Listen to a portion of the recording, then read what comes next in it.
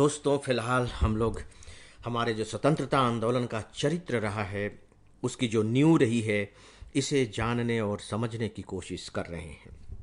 इससे पहले मैं आप सबके सामने विश्व का जो परिदृश्य रहा है उसके बारे में थोड़ी सी बातें की थी, ताकि हम अपने स्वतंत्रता आंदोलन के चरित्र को सही सही तरीके से समझ सकें। क्योंकि हमारा जो स्वतंत्रता आंदोलन था, ठीक है, हम एक ताकत के खिलाफ लड़ रहे थे, एक राष्ट्र के रूप में लड़ रहे थे, लेकिन उसमें जो आपको इनपुट दिखाई देंगे, कहीं न कहीं उसमें विश्व का हस्तक्षेप आपको दिखाई देगा। इसलिए बहुत ज़रूरी है कि थोड़ा सा जानकारी हमें इस बात की भी हो कि सही मायने में हमारा स्वतंत्रता आंदोलन अगर इस रूप में आगे बढ़ रहा था, या हमारे जो लीडर्स थे इस तरह का निर्णय ले रहे थे, तो ऐसा क्यों ले रहे थे। या यूं कह लीजिए कि ब्रिटेन अगर इस तरह का व्यवहार कर रहा था, अपनी नीतियों में परिवर्तन कर रहा था, तो वो क्यों ऐसा कर रहा था।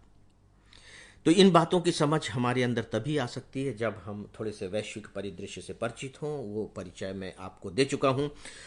आज मैं आपको थोड़ी ये बताने की कोशिश कर रहा हूं कि हमारा जो स्वतंत्रता आंदोलन रहा है, किस प्रकार से मूलभूत रूप में बेसिकली एक डेमोक्रेटिक किस्म का आंदोलन रहा है। देखिए, मैंने मूलभूत और बेसिकली शब्द का प्रयोग किया है क्योंकि हमारे आंदोलन में आप देखते हैं कि क्रांतिकारी भी शामिल रहे हैं और उन्होंने पैरेलल आंदोलन का नेतृत्व किया है, और उसका कम जबरदस्त प्रभाव हमारे स्वतंत्रता प्राप्ति में नहीं रहा है। मैं उनके योगदान को जरा भी नकार नहीं रहा हूं, लेकिन जैसा कि मैंने कहा कि अगर हम रीढ़ की हड्डी की बात करें अपने स्वतंत्रता आंदोलन की, तो उसमें कहीं ना कहीं हमें लोकतांत्रिक चरित्र दिखाई देता है। ऐसा क्यों? इसके दो बहुत स्पष्ट कारण हैं, दो बहुत ही स्पष्ट कारण। पहली बात तो यह है कि मैं आपको बता चुका हूं, आप बहुत अच्छे से जानते भी हैं कि जो ब्रिटेन है उसमें डेमोक्रेटिक सिस्टम काम कर रहा था। जिस समय ब्रिटेन हमारे ऊपर शासन कर रहा था, उस समय बकायदे ब्रिटेन की जो राजनीतिक प्रणाली थी वो लोकतांत्रिक राजनीतिक प्रणाली थी। जब मैं कह रहा हूं लोकतांत्रिक राजनीतिक प्रणाली थी, इसका मतलब है कि वहां बकायदे पार्लियामेंट थी। पार्लियामेंट के दो हाउसेज होते थे, बकायदे जैसे हमारे यहां लोकसभा राज्यसभा है, वहां भी बकायदे दो हाउसेज होते थे। बकायदे उनके चुनाव होते थे, बकायदे वहां प्रधानमंत्री होते थे, बकायदे वहां कैबिनेट होती थी, अलग अलग मंत्रालयों के मंत्री होते थे और वो निर्णय लेते थे। और जो बहुमत दल का जो हेड होता था वो प्रधानमंत्री बनता था। हमारे यहां भी लगभग लगभग यही पद्धति है, लेकिन ब्रिटेन में बहुत पहले से यह पद्धति चली आ रही थी। अब सीधी सी बात है कि ब्रिटेन हमारे ऊपर शासन कर रहा है, तो स्वाभाविक है कि जिस पद्धति से वो अपने यहां शासन कर रहा है, लगभग लगभग उसी पद्धति को वो हमारे यहां इंप्लीमेंट करने की कोशिश करेगा, लेकिन बदले हुए रूप में। बदले हुए रूप में इसलिए कि उसने हमें डेमोक्रेसी नहीं दी है, हम तो उसी के लिए लड़ रहे हैं ना। लेकिन कहीं ना कहीं जो खासकर एक डेमोक्रेटिक जो सिस्टम होता है, जो पॉलिटिकल सिस्टम होता है, या जो प्रशासन की जो प्रणाली होती है, उसमें कहीं ना कहीं उसकी झलक आपको मिलेगी।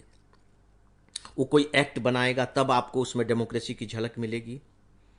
जब एक्ट बना करके उसे वो एक्सक्यूट करेगा, यानी कि कार्यपालिका के रूप में जब वह उसे लागू कर रहा होगा, तब आपको उस तरह का जो डेमोक्रेटिक सिस्टम है वो आपको दिखाई देगा।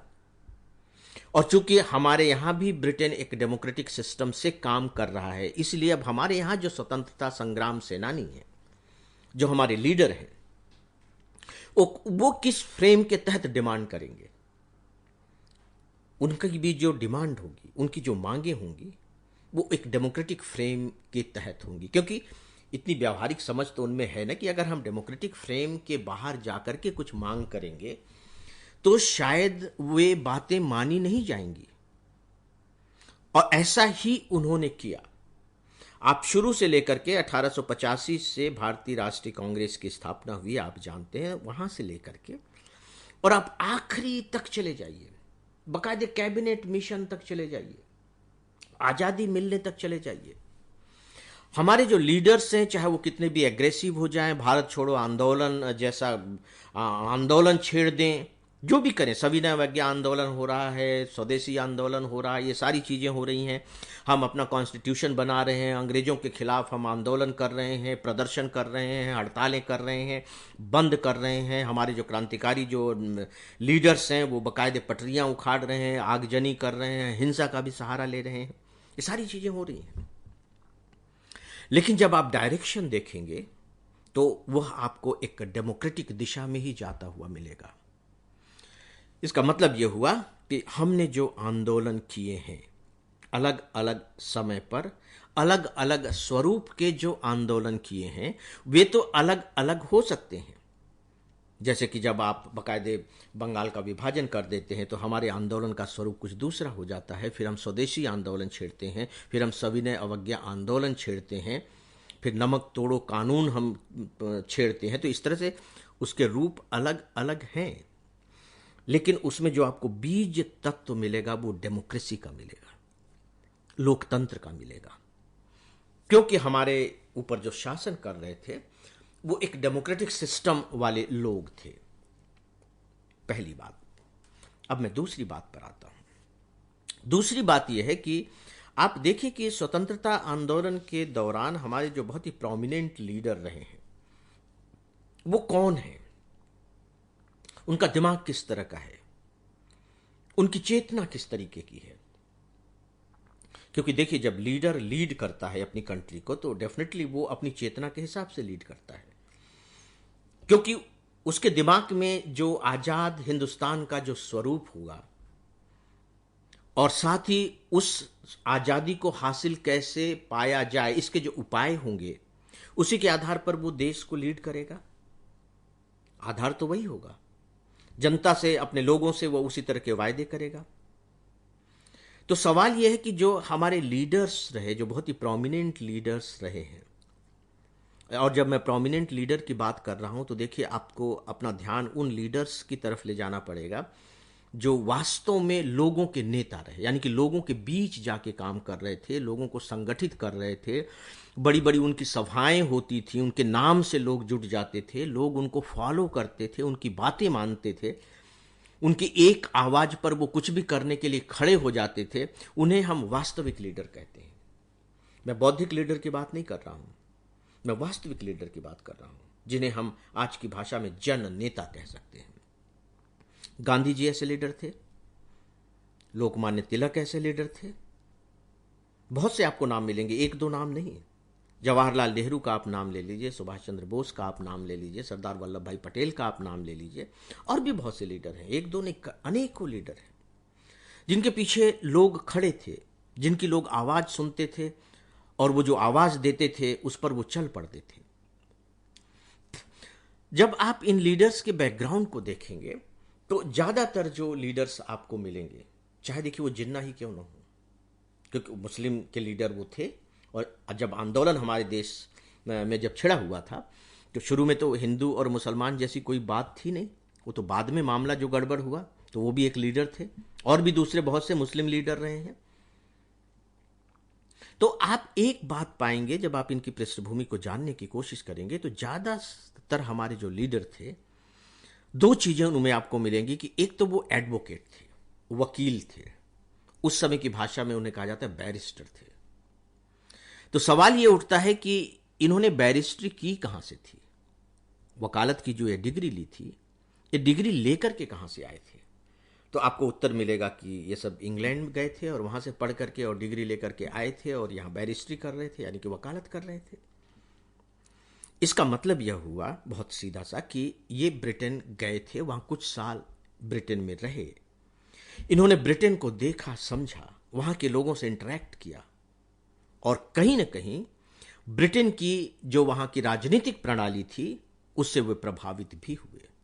केवल राजनीतिक प्रणाली से ही प्रभावित नहीं हुए, बल्कि उन राजनीतिक प्रणाली का जो प्रभाव समाज में दिखाई दे रहा था उसने भी उनको प्रभावित किया।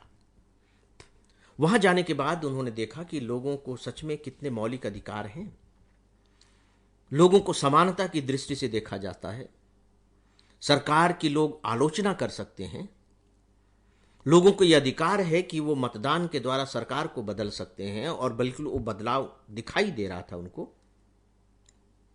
तो इन चीज़ों ने उन्हें बहुत प्रभावित किया।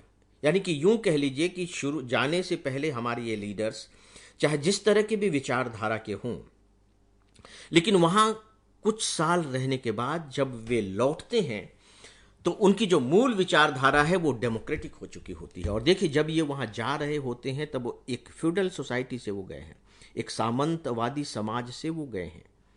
ठीक है, अंग्रेजों के कुछ साल के शासन के बाद हम जानने लगे थे कि डेमोक्रेसी क्या होती है, अपने ही देश में वो हमें दिखाई देने लगी थी।